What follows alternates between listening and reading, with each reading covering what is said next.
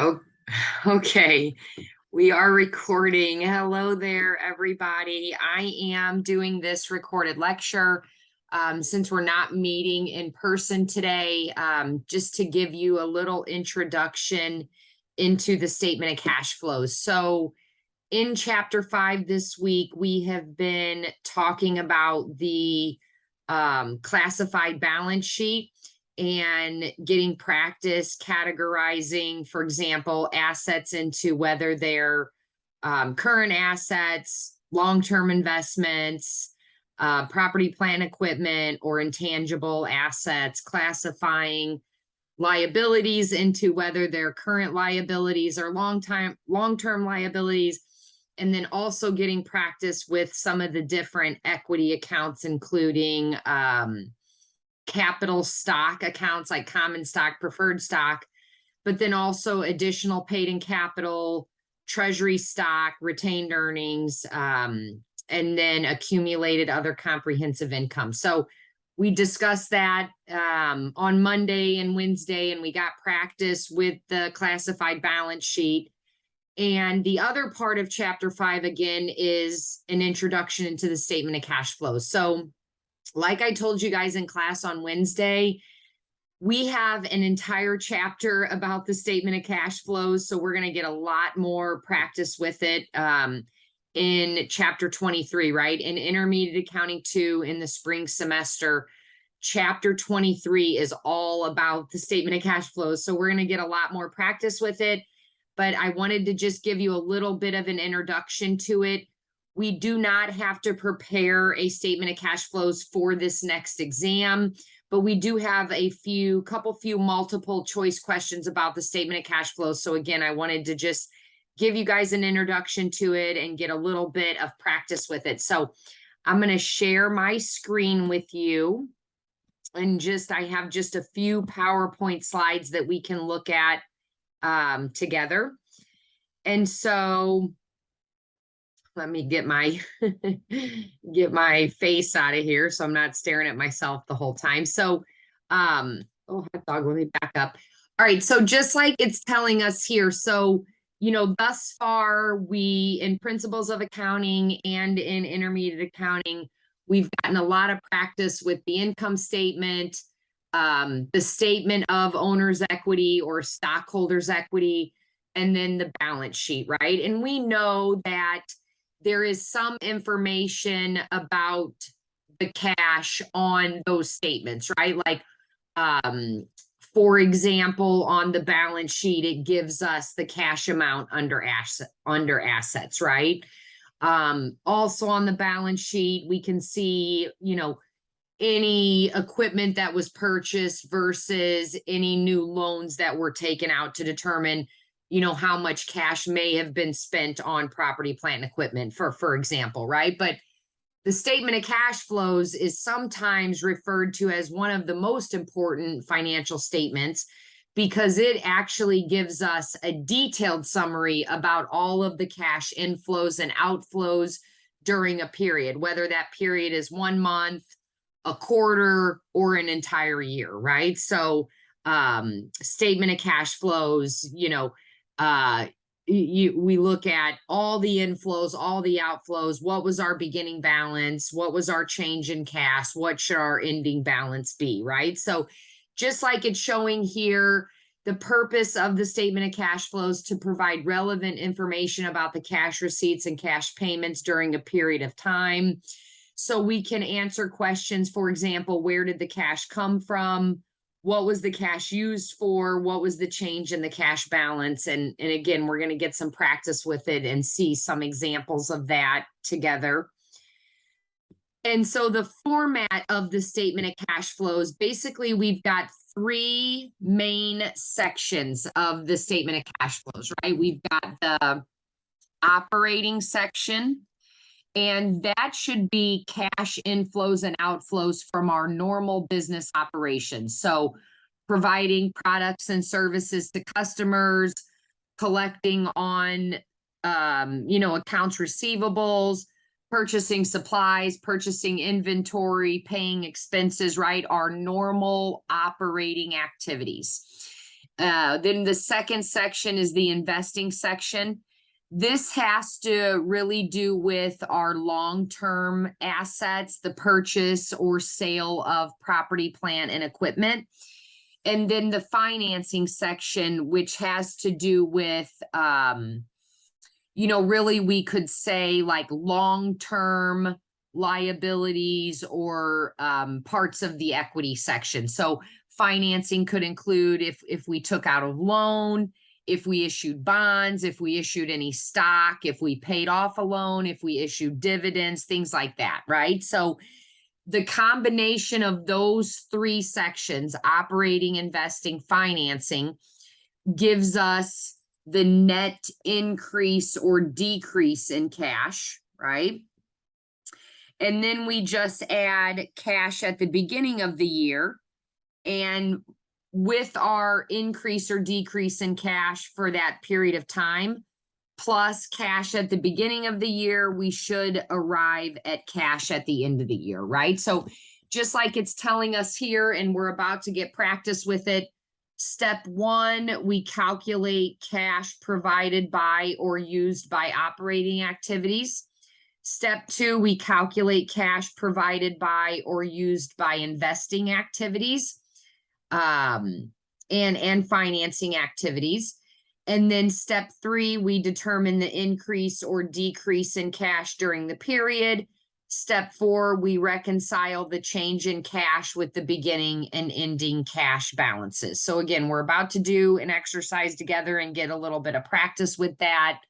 We're not going to spend too much time on it in chapter 5, however, because again, like I said, chapter 23, we have an entire chapter about the statement of cash flows, and we get a lot of practice with it then. So some of our different operating activities. So again, we can have cash inflows or increases in cash. We can have cash outflows or decreases in cash, right? So some of the cash inflows or increases to cash sales from customers, the receipt of dividend revenue, the receipt of interest revenue, collections from credit sales, right? Those are all examples of cash inflows. Cash outflows or decreases to cash from paying operating expenses, from paying salary and wages, from paying taxes or fines, from paying interest owed, from paying suppliers for goods and services. So again, our normal business operations, right? The investing section, again, we can have cash inflows or positives to cash, increases in cash, or we can have cash outflows, decreases to cash, right? So some of the inflows, selling plant assets, selling intangible assets, selling long-term investments, selling short-term investments, selling notes receivable, collecting on principals of notes receivables, right? Some of the cash outflows or decreases to cash, if we bought intangible assets, if we bought plant assets, to loan money in return for notes receivable, to buy short-term investments, to buy long-term investments, right? And then finally, some of the financing activities. Again, we can have cash inflows from financing activities. Those are increases to cash. Or we can have cash outflows from financing activities. So some of our inflows, if we issue common or preferred stock, if we reissue treasury stock, if we issue short or long-term debt, if the owner or owners make any additional contributions, those would all be inflows to cash, right? Outflows or decreases could be if we pay dividends to shareholders, if we purchase treasury stock, if the owner withdraws any money from the company, or if we pay off any of our short-term or long-term debt, right? So those are some examples of some of the financing activities that we're going to see. Here's an example of that statement of cash flows. Again, we'll see here, we've got the operating section. So here's our operating activities. And in this case, we have net cash provided by operations. When we see this provided by, that means it was a positive number, an overall inflow, right? Where when we look here at the investing activities, we see a negative number or an outflow. And in that case, it's cash used by investing activities, right? And then same thing, now we've got our financing activities here. We had a positive number here, so then that was cash provided by. So when it's an overall negative or an overall outflow, it's cash used by.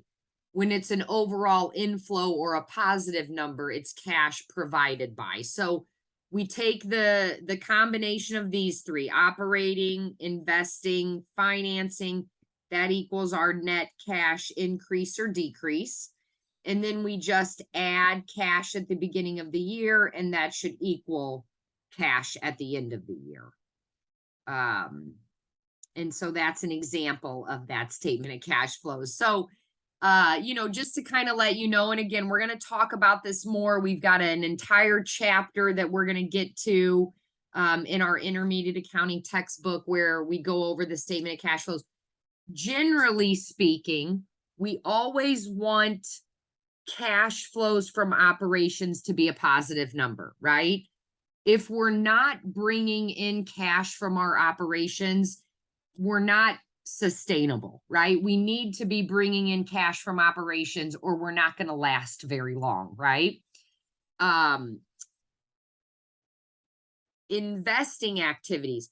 We usually want this to be a negative number because what does that mean? If it's a negative number, that means that we're investing more in our business. We're investing more in equipment. We're investing more in property, maybe. We're investing more in land, for example. We're investing more in machinery. We're investing to expand our business, right? And that's a good thing. And then cash flows from financing, it could be positive, it could be negative, depends on the situation. In this case, we have an overall positive number, but you can see it's because we issued additional common stock, right? So, the most important, or the section that analysts look at the most, again, is this operating section, because that's kind of the meat and potatoes, if you will, right? If we're not making money from our operations, we're not sustainable. We're not going to last very long. So that's kind of the most important part of that. So let's go ahead. I'm going to stop sharing this. And I'm going to share my Excel file with you so we can get some practice with one of these. So here's an example, and this is just a simplified example of a statement of cash flows that we're going to get practice with together, that it'll give us a little bit of an idea of how we prepare the statement of cash flows. So we need both the income statement, because we need data from the income statement, and the balance sheet to prepare this statement of cash flows. And then generally, they also give us some of this additional information that we see down here to fill in some of the areas as well. In this case, no dividends were declared or paid, so we don't have to worry about that in the financing section. However, here on letter B, it's telling us we issued additional stock for 10,000 cash.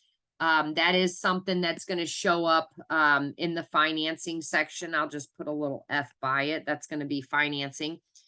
And then purchased equipment for cash, that's going to be in the investing section. So we will need those two items when we get to it. So the first thing that we do with the statement of cash flows is we start with net income, and then we make any adjustments to reconcile net income to net cash, right?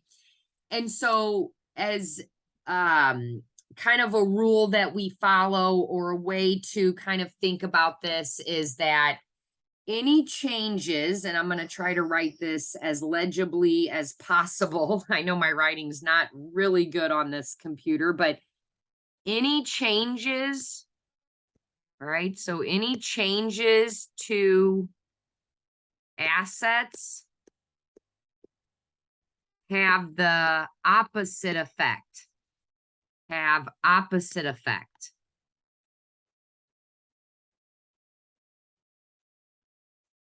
to cash on the statement of cash flows, right? So any changes to assets have the opposite effect to cash on the statement of cash flows. So let's talk about that a little bit more. So if inventory goes up, and we can see here that inventory does in fact go up, right? So if inventory increases, that means we used our cash to purchase inventory. So cash decreases. It has the opposite effect. Inventory is going up, so cash is going down, type thing, right? Same thing here with equipment, for example, right? We see equipment is going up from 41,500 to 49,900. Again, any change to the assets have an opposite effect on cash, because again, if we think about it, if we purchase equipment, then we used our cash, so cash is going down, is how we look at that. And then the other one I can kind of point out here is accounts receivable. So in this case, accounts receivable went down. So customers did owe us $12,150. And now customers only owe us $10,050. So accounts receivable went down. Well, then guess what? That means we collected cash. So cash went up, right? So again, any changes to the asset accounts have the opposite effect to cash on the statement of cash flows. Conversely, any changes to liabilities have the same effect. Have same effect to cash on statement of cash flows. Okay, so then let's talk about this and think about this a little bit more. Okay, so accounts payable, for example. Accounts payable went from 25,400 to now it's 23,900. So our accounts payable went down. And so if accounts payable went down, we paid cash to pay off accounts payable. So our cash also went down. It had the same effect, right? Same thing with salaries payable. We can see here that salaries payable decreased from 600 down to 500. Well, if salaries payable decreased, that means that we used our cash to pay that off. So our cash also decreased, right? So any changes to liabilities have the same effect on the statement of cash flows, right? So, again, we're going to talk about this more. Like we said, we have chapter 23 is an entire chapter where we get practice with the statement of cash flows. So we're going to see this again, but I just wanted us to get a little bit of an introduction to it. So we're going to start off with the operating section. So we're going to say cash from operating activities. Okay. We start with net income.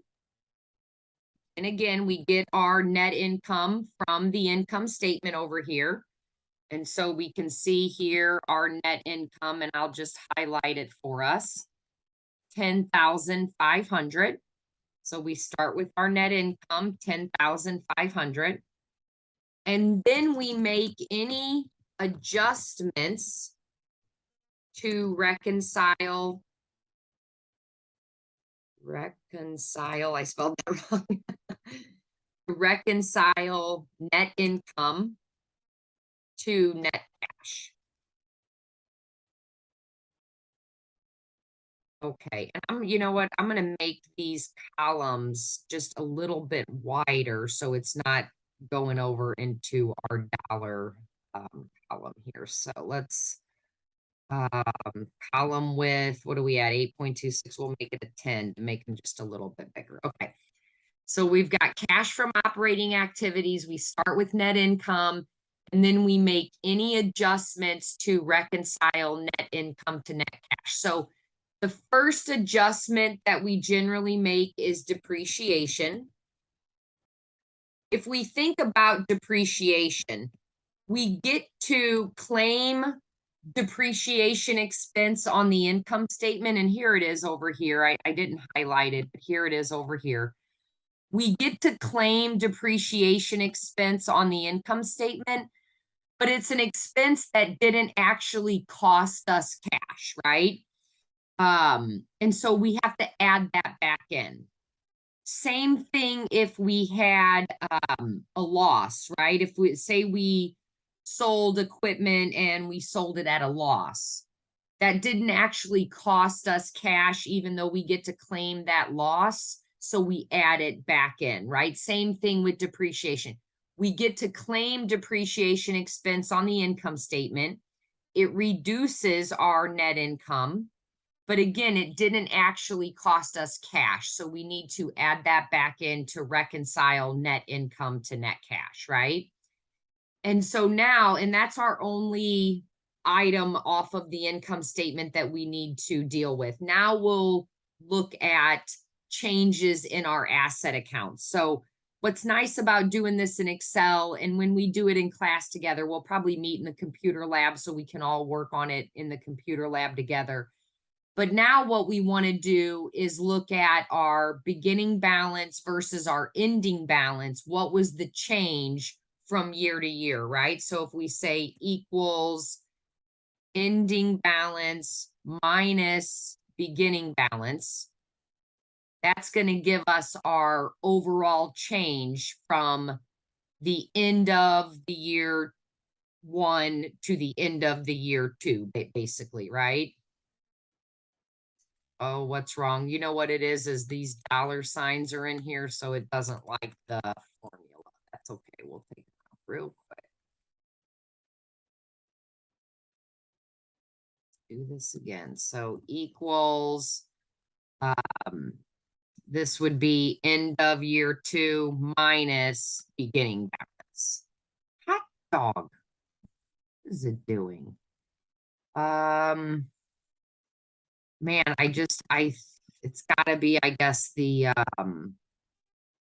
commas in there. Let me see if I can just format these cells and that'll fix it. Let's see, format. These are all currency. We do not need decimal places. Let's try it that way. See if that fixes the problem. Let's see, equals end of year minus beginning of year. It's got to be because the commas are in there, which is a bummer. I didn't realize. Okay, that's all right. We're gonna do it real quick. 1,400, 10,050, 90,100, 130, 550, 49, 9, negative 22, 500. Let me back up for a second and make sure I entered in the right number. 49, 900, negative 22, 500. This equals the sum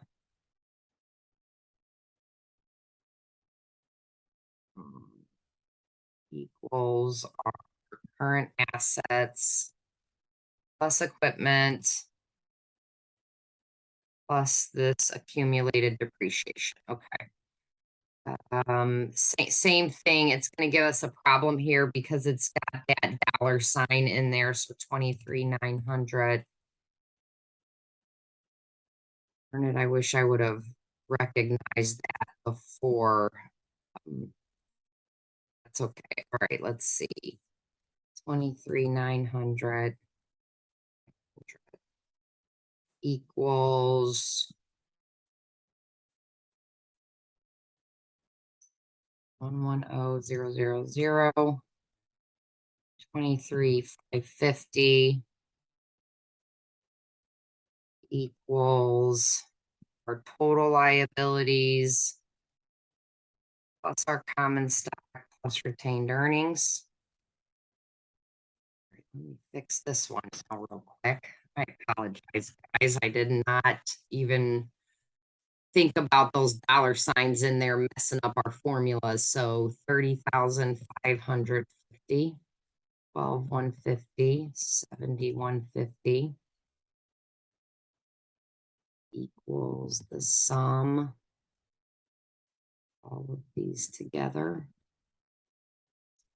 Okay, 41,500, 15,300 equals current plus equipment plus this negative accumulated depreciation. 25,400, 600 equals, okay, 100,000, 13,050 equals liabilities plus our common stock plus our retained earnings. Okay. I think I've removed all of the formatting issues. So now, again, we're taking end of year minus beginning of the year to get our net change. So this is our increase, or if it's in parentheses, decrease, right?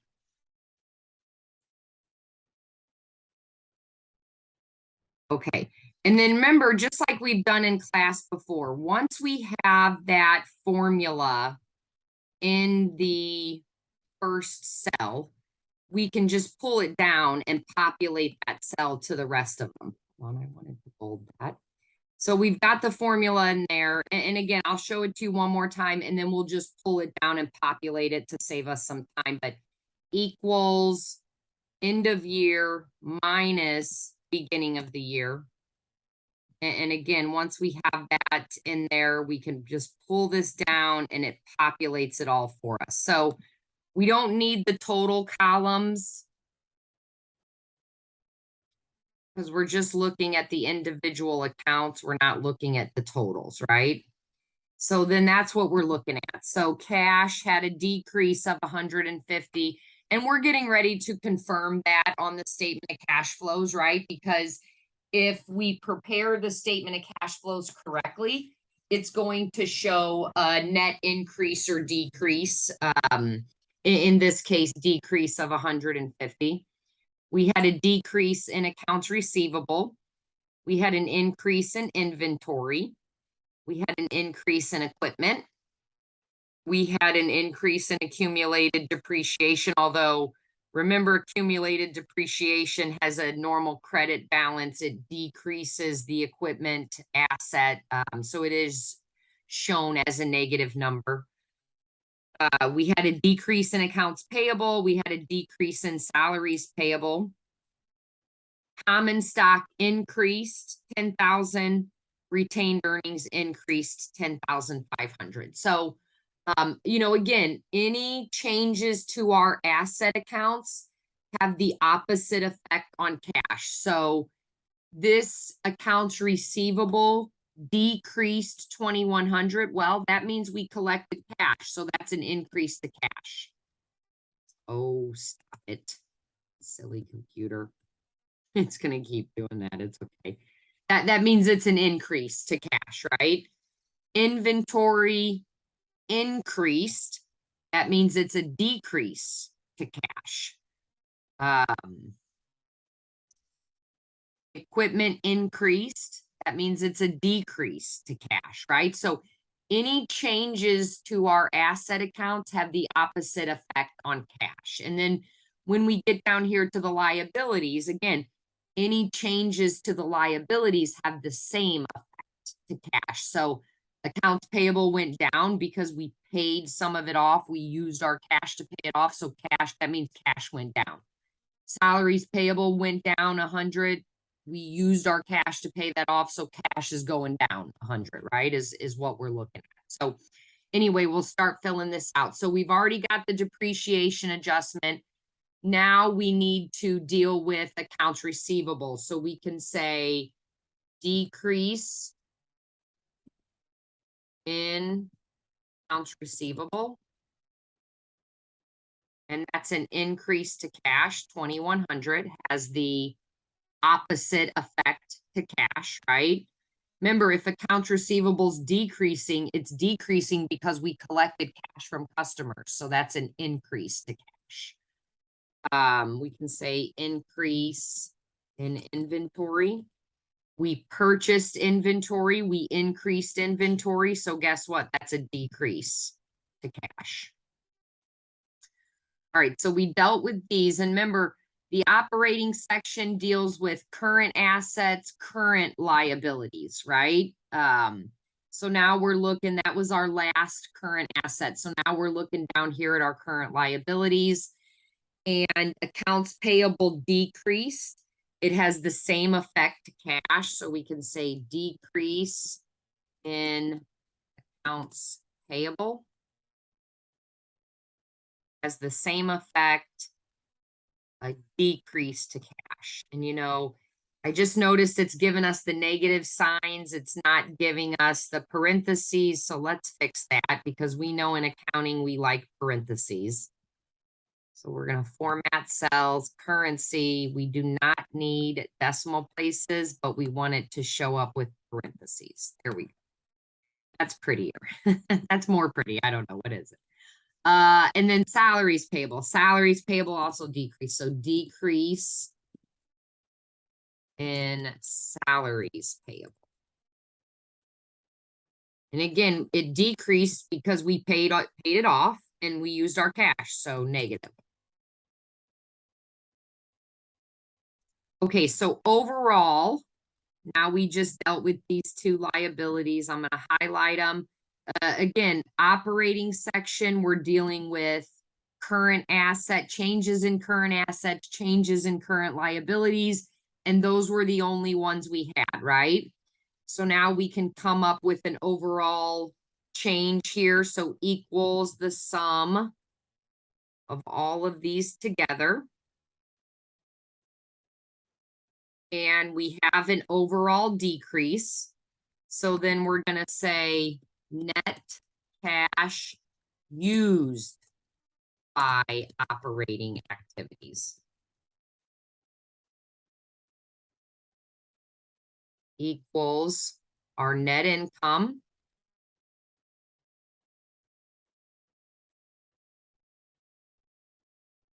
plus this overall outflow.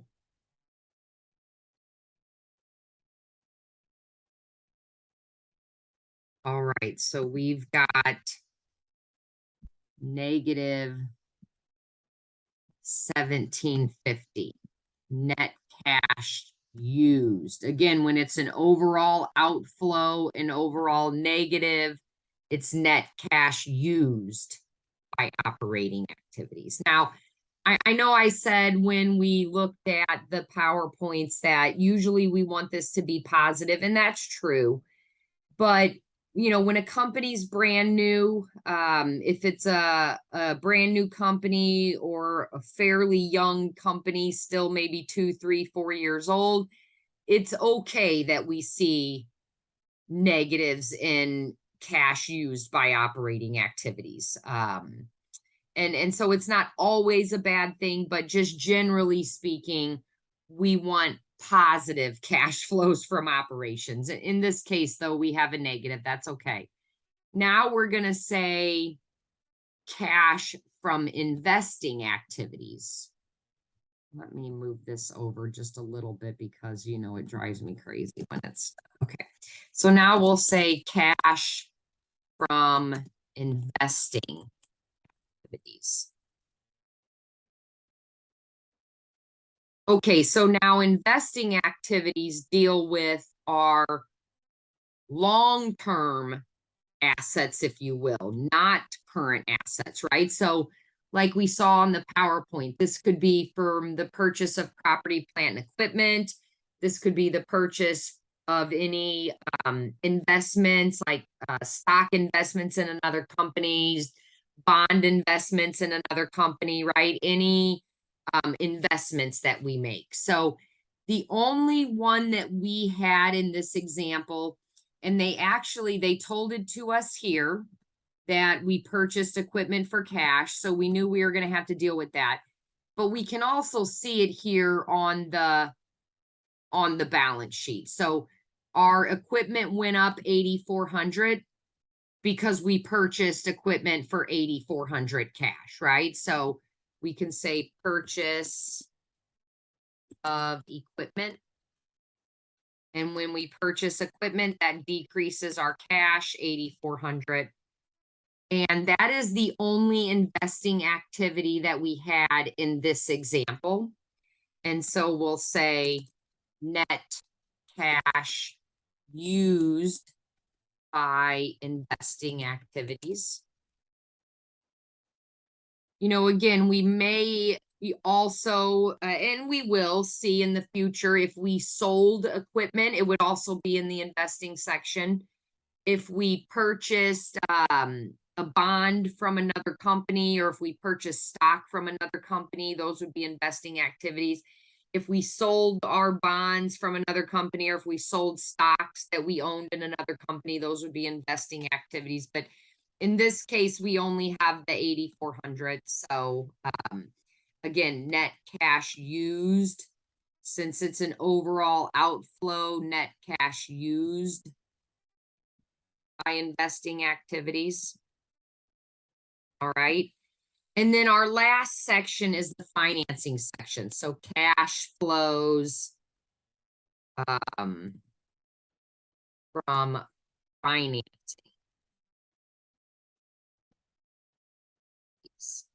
And that's something I just realized I forgot to put up here. So cash flows from investing. Cash flows from financing. Okay, so now we're looking at financing. Now, again, it already told us in the additional information that we issued stock. And so that's a financing activity. We issued our own stock. We didn't pay any dividends in this example. If we had, that would have been a financing activity as well. But all we're dealing with in the financing section now is this common stock we issued. And so we issued 10,000 common stock. So we can say issuance of common stock. And that's an inflow. We issued stock, we brought in cash. So that's an inflow. Oh, not only 1,000 though, 10,000. Oh, well, what's 10, right? No biggie. And again, that's our only financing activity in this example. So that's our total 10,000. And because it's an overall inflow or a positive number, we have, and actually let me put this over here.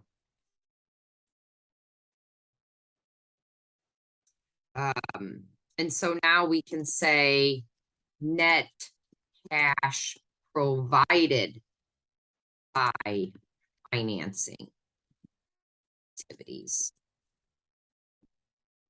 Right? That provided by means that it was an overall inflow, an overall positive cash provided. Okay, so now we have our net increase or decrease in cash. And so to get this, we're taking our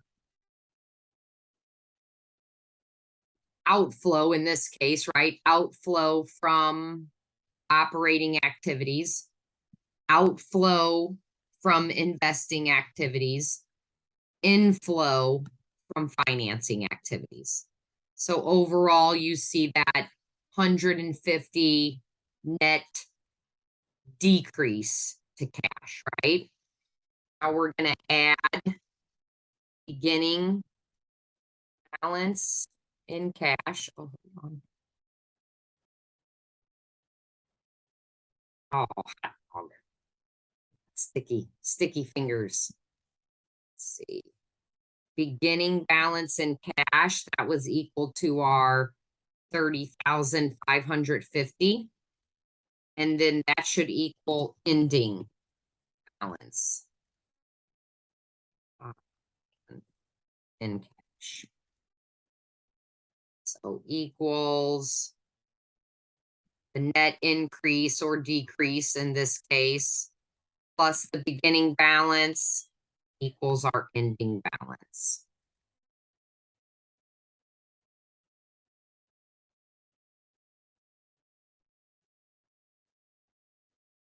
Okay.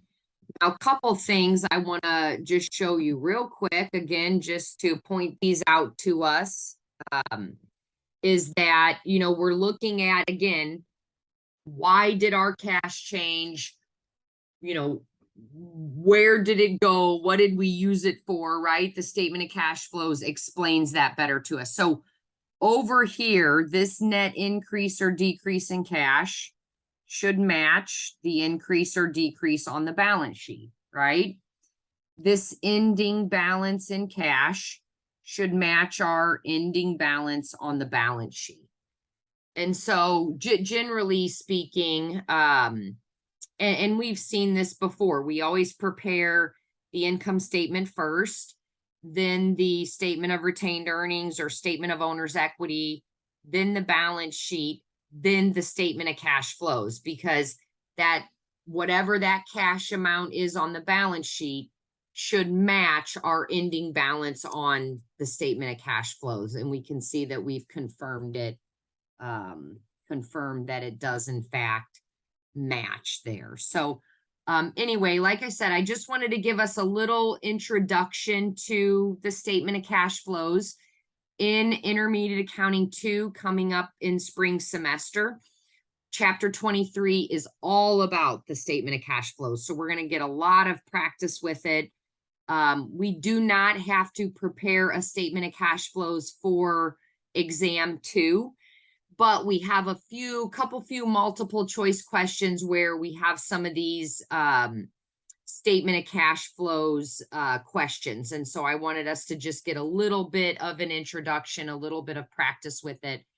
And I will post this Excel spreadsheet into Brightspace for us, so we're able to pull it up and download it from Brightspace if we so wish. Hi there. I'm so close because I'm writing on the screen, but anyway, that finishes up chapter 5. And so once you have a chance to view this recorded lecture, just let me know if you have any questions, and I'll see you guys soon. Bye-bye.